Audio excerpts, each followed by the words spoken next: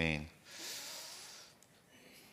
논란이 좀 있지만은 바울이 고린도에 보낸 편지는 고린도 전후서를 포함해서 총 4개의 편지가 4개 이상의 편지가 쓰여졌을 거라고 추정을 합니다. 편지 내용들을 살펴보면 그렇습니다.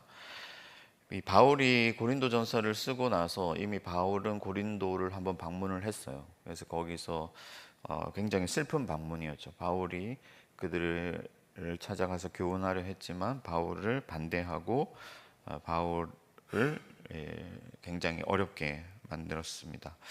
그 이후에 바울이 고린도 교회를 이제 2번 방문을 하려고 마게도냐로 가는 길에 또 마게도냐에 돌아오는 길에 방문을 하려고 계획을 세웠고 그 계획이 고린도 교회에 어떠한 방식으로든지 알려졌던 것 같습니다. 그러나 그 계획을 변경했고 바울이 약속을 지키지 않았어요.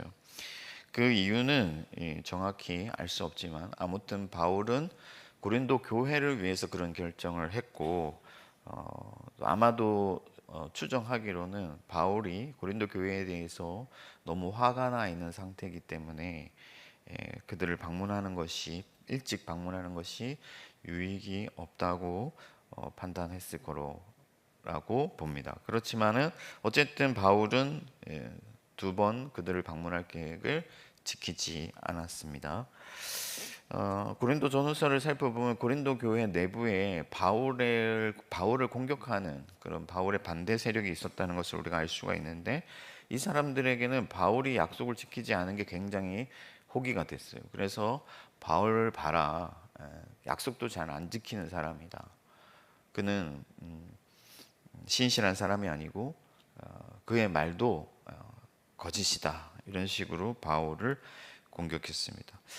이 성경을 보면은 두세 증인의 고발이 없이는 장로들의 고발을 받지 말라 그런 말씀이 있는데 교회 지도자들, 목사나 혹은 장로들에 대하여서 함부로 그들을 흔들지 말라 하는 의미로 우리가 받을 수가 있는데 그것은 그 사람들이 특별해서 그렇거나 혹은 그 사람들이 뭔가 더 높은 어떤 권위를 가졌기 때문이 아니라 복음과 교회가 위협받지 않도록 하기 위한 것이죠. 바울도 마찬가지입니다. 바울이 말씀을 전하는 자요, 바울이 복음을 전해서 교회를 세우는 자이기 때문에 바울의 인격과 바울의 어떤 삶이 이렇게 공격을 받을 때 그의 메시지가, 그의 말씀이 공격을 받을 수가 있고 그래서 이단들이나 혹은 잘못된 교리를 가르치는 사람들이 그것을 호기로 이용해서 바울을 공격하고 또 바울의 복음을 공격하는 그런 일들이 일어났습니다.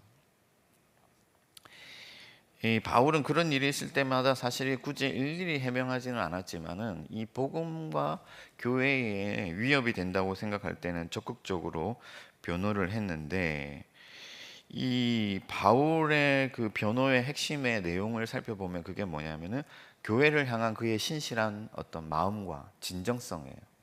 그런 것으로 바울이 자신을 변호합니다. 바울이 끝까지 자기 사명을 잘 감당할 수 있었던 이유가 바로 거기에 있는 것이죠. 사람들이 오해하고 공격하고 그렇게 하는데 결국에는 바울이 진실하게, 성실하게, 진정성 있게 교회를 사랑하고 사역하는 것을 통해서 바울이 그 모든 어려움들을 이기고 돌파해 나갔다 하는 거예요. 저도 예전에 그 어떤 교회에서 대학부를 맡아서 사역하는데 이제 새가족들이 요즘 청년들 새가족이 얼마나 귀합니까? 새가족들이 오면 그 새가족들에게 특별히 관심을 쏟고 또 잘해주죠. 그러니까 교회의 어떤 한 청년이 오래 다닌 청년이 최 목사님은 이 대학부 부흥시키고 대학부를 이 사람들을 늘리는데 이렇게 마음이 있어서 새가족들만 잘해준다. 이렇게 사람들한테 소문을 내고 공격을 한 거예요. 근데 나중에 제가 그 교회를 떠날 때 그 청년이 진짜 긴 편지를 저에게 작성해가지고 그 목사님을 오해하고 공격했던 거에 대해서 사과를 하면서 긴 시간 목사님을 지켜보니까 목사님이 얼마나 청년들을 진실하게 사랑하는지를 제가 알게 됐습니다 하면서 저에게 이런 그런 편지를 남긴 적이 있었습니다. 여러분, 우리가 세상으로부터 오해를 받고 복음을 전하고 교회를 섬기며 살 때 사람들이 알아주지 않고 또 오히려 공격을 받는다 할지라도 하나님 앞에서 신실하게 그 사명을 잘 감당해 가면은 결국에는 하나님이 승리하시고 하나님께서 열매를 맺으신다 하는 거예요. 그러므로 저와 여러분들이 바울과 같이 신실한 삶으로 진정한 능력을 가진 자로 살아가게 되기를 축복합니다. 그러려면 우리가 신실함에 대한 어떤 당위성이 필요한데 바울이 어떻게 해서 그렇게 계속 신실할 수 있었는가, 오늘 말씀을 통해서 우리가 살펴보려고 하는데요. 먼저는 서로의 자랑이 되는 날이 오기 때문이다 하는 거예요. 서로의 자랑이 되는 날이 오기 때문에. 이게 무슨 말이냐면은 바울이 고린도 교회를 너무나도 사랑하고 아끼고 있었는데 고린도 교회는 몰라준단 말이에요. 이 마음이 쌍방향이 되지 아니고 한쪽이 기울 때 그 사랑이 충만하지 않으면은 어떻게 되냐면은 섭섭함이 생기고 때로는 또 상처를 받게 되죠. 내가 이렇게 잘해줬는데 내 마음도 몰라주고 그런 일이 생긴단 말이에요.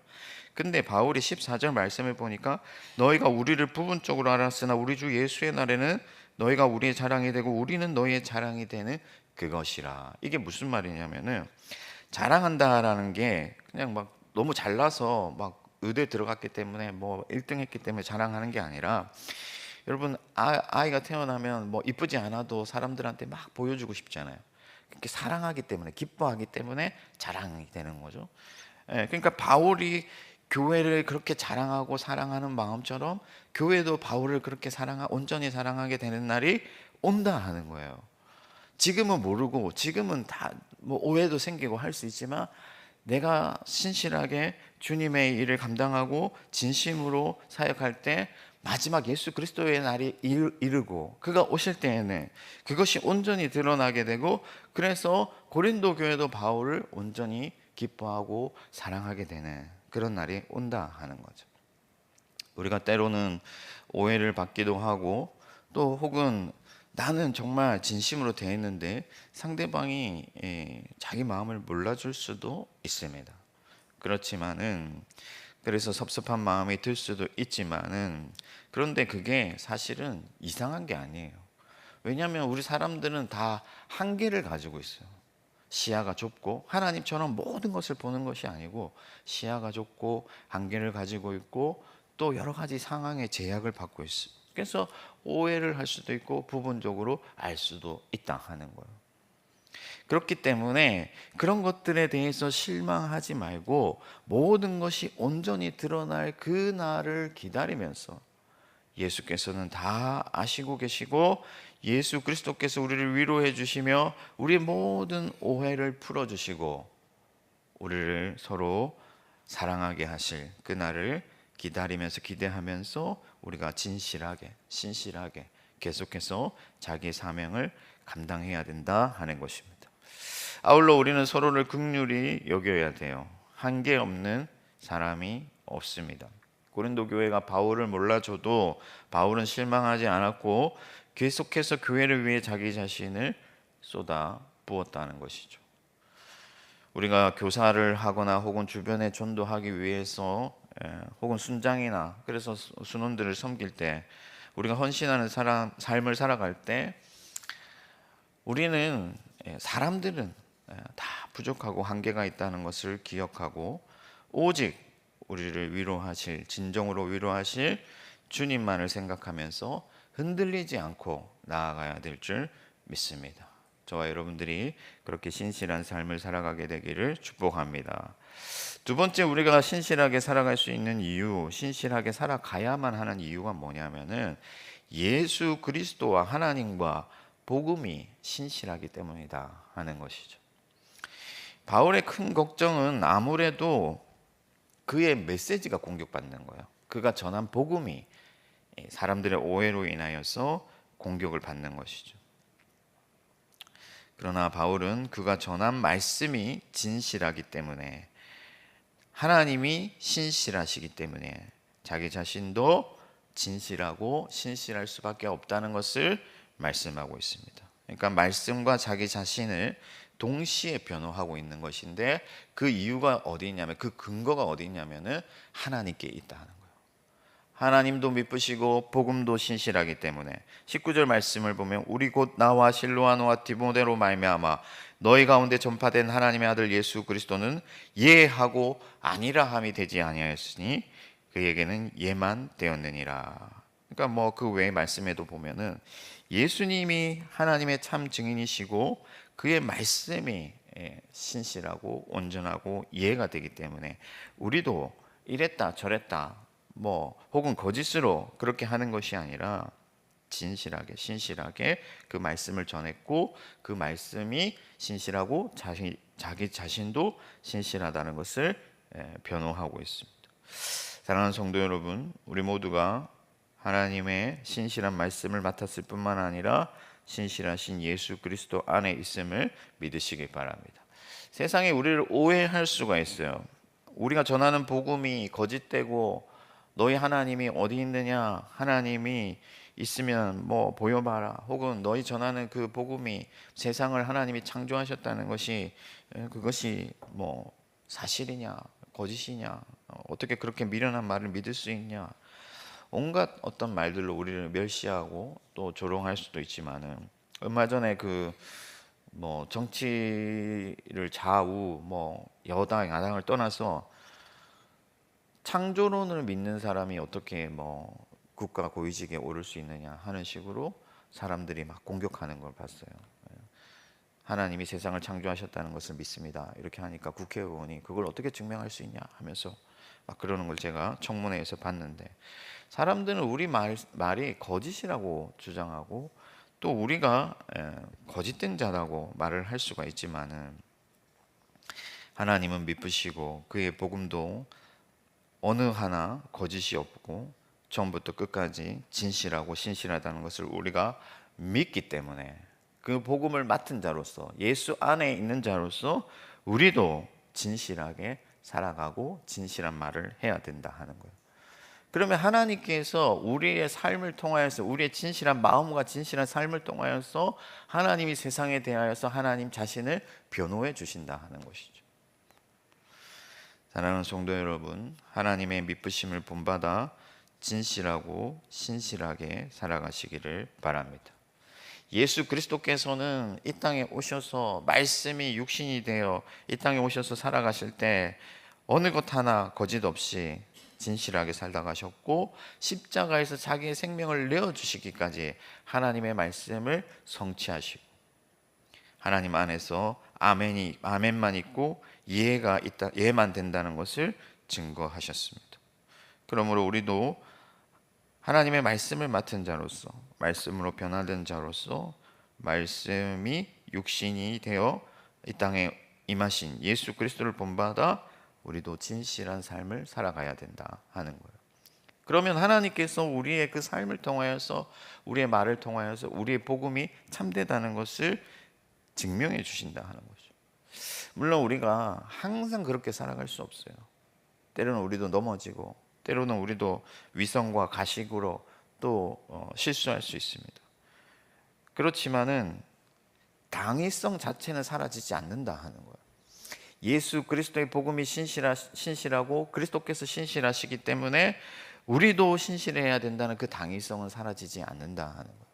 그러므로 말씀을 듣고 말씀을 따라 살아가려고 애쓰는 모든 사람들마다 그 말씀의 신실함을 본받아 신실하게 살아갈 수밖에 없다 하는 것이죠. 오늘 이 새벽에도 말씀을 들었으므로 그 말씀을 맡은 자로서 진실하게 진정성 있게 그렇게 살아가고 신실한 삶으로 하나님을 나타내시는 저와 여러분들 되기를 축복합니다. 마지막 세 번째는 성령 안에 있음으로 신실해야 된다 하는 거예요. 바울이 영적인 사람이잖아요. 성령을 받았거든요. 그러니까 바울이 고린도 교회를 낳았다고 할 수 있을 정도로 고린도에서 복음을 전하고 교회를 세웠어요. 그런데 바울이 지금 내가 니네들한테 복음 전해서 교회를 세웠는데 니네들이 이딴 식으로 나한테 하는 거야 라고 자기 권리를 내세우는 게 아니라 성령 안에서 성령께서 이끄시는 대로 진실하게 교회를 사랑하고 교회를 섬기고 있다 하는 거죠. 그러니까 교회 지도자들이든지 혹은 복음을 전하는 사람들 혹은 교사로서 학생들을 가르치거나 주일학교에서 학생들을 가르치거나 순장으로 섬기는 사람들은 내가 수고했기 때문에, 내가 너한테 이만큼 베풀었기 때문에, 내가 이렇게 했기 때문이 아니라 성령께서 이끄시는 대로 성령 안에서 온전히 그들을 사랑하고 섬겨야 된다 하는 것이죠. 성령이 진실하시고 신실하시기 때문에 우리를 끝까지 그렇게 이끌어 주시는 줄 믿습니다. 21절 22절 말씀을 보면 우리를 너희와 함께 그리스도 안에서 굳건하게 하시고 우리에게 기름을 부으신 이는 하나님이시니 그가 또한 우리에게 인치시고 보종으로 우리 마음에 성령을 주셨느니라. 그러니까 고린도 교회와 바울은 성령 안에서 이렇게 서로 매여 있고 연결되어 있는 거예요. 그래서 바울은 거짓을 말할 수도 없고 또 거짓되게 교회를 섬길 수도 없는 것이죠. 성령에 사로잡혀서 성령 안에서 교회를 섬기기 때문에 바울이 2번 방문하려던 이 계획을 변경한 것조차 사실은 성령께서 그렇게 이끄셨기 때문이다 하는 거예요. 사랑하는 성도 여러분, 때로는 우리가 이 땅에서 그리스도인으로 살아가는 것, 교회를 섬기는 것, 누군가를 복음을 전해서 예수 믿게 하는 것 지치고 어려운 일이죠. 쉬운 일만은 아니에요.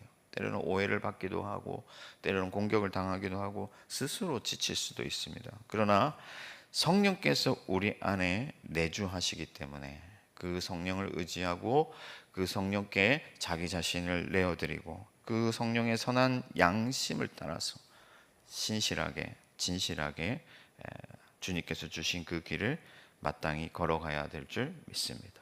그러면 성령께서 역사하시는 거예요. 성령이 그들을 변화시키고 성령이 그들에게 하나님을 나타내고 하나님의 복음을 증거한다 하는 거예요. 여러분, 아무리 우리가 애쓰고 힘써도 성령이 하지 아니하시면 아무것도 이룰 수가 없다 하는 거죠.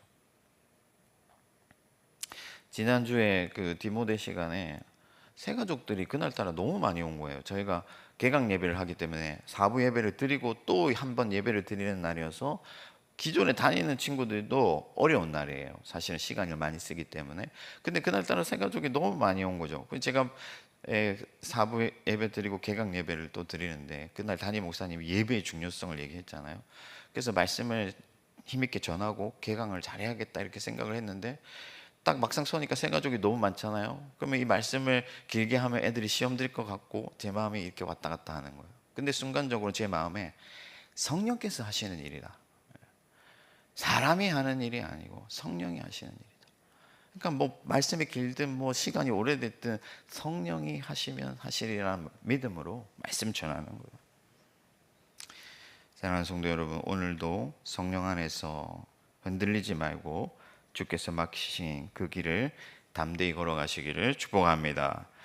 말씀을 정리하겠습니다. 여러분, 복음의 역사하는 능력은 그 말씀에도 있지만 그 말씀을 맡은 자들의 신실함과 성실함에서 나오는 줄 믿습니다. 아무도 몰라줘도 또 때로는 오해를 받아도 주님께서 다 아시고 모든 것이 드러날 날이 온다는 것을 믿고 거기서 위로받으며 진실한 삶을 살아가시길 바랍니다. 그리고 복음을 맡은 자로서 예수 안에 있는 자로서 예수 닮은 신실한 마음을 달라고 또 성령을 의지하여 기도하는 저와 여러분들 되기를 주님의 이름으로 축원합니다. 하늘에 계신 우리 아버지, 아버지의 이름을 거룩하게 하시며 아버지의 나라가 오게 하시며 아버지의 뜻이 하늘에서와 같이 땅에서도 이루어지게 하소서. 오늘 우리에게 일용할 양식을 주시고 우리가 우리에게 잘못한 사람을 용서하여 준 것 같이 우리 죄를 용서하여 주시고 우리를 시험에 빠지지 않게 하시고 악에서 구하소서. 나라와 권능과 영광이 영원히 아버지의 것입니다. 아멘.